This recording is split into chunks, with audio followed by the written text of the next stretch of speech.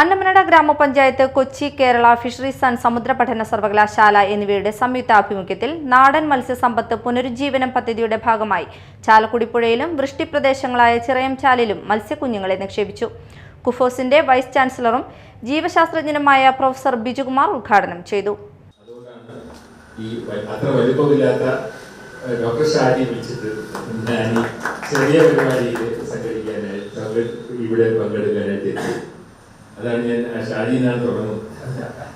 Doctor ഷാജിയെ എനിക്ക് ഞാൻ എൻ്റെ ഗവേഷണമെല്ലാം കഴിഞ്ഞിട്ട് ഞാൻ ആദ്യമായിട്ട് ജോലിക്ക് വരുന്നത് ഒറ്റപ്പാലത്ത് സർവീസ്. അന്ന് എനിക്ക് ഗവേഷണം പൂർത്തിയാക്കിയിരുന്നില്ല.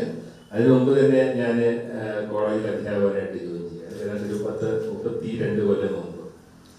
അന്ന് എൻ്റെ ആദ്യത്തെ ഗവേഷണം എന്ന് പറയുന്നത് ഭാരതപ്പുഴയിലെ മത്സ്യസമ്പത്താണ്.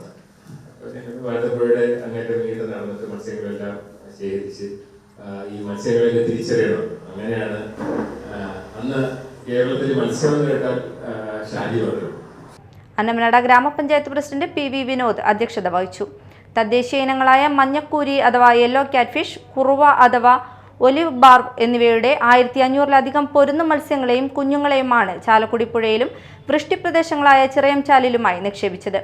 പ്രശസ്ത ഇക്തിയോളജിസ്റ്റും തദ്ദേശവാസിയുമായ ഡോക്ടർ CP ഷാജി, സർവകലാശാല ഫിഷറീസ് റിസോഴ്സ് വിഭാഗം മേധാവി പ്രൊഫസർ MK സജീവൻ, വികസന standing committee chairman TK Satheesan, വാർഡംഗം ഷിജു CK എന്നിവർ നിക്ഷേപ പരിപാടിയിൽ പങ്കെടുത്തു.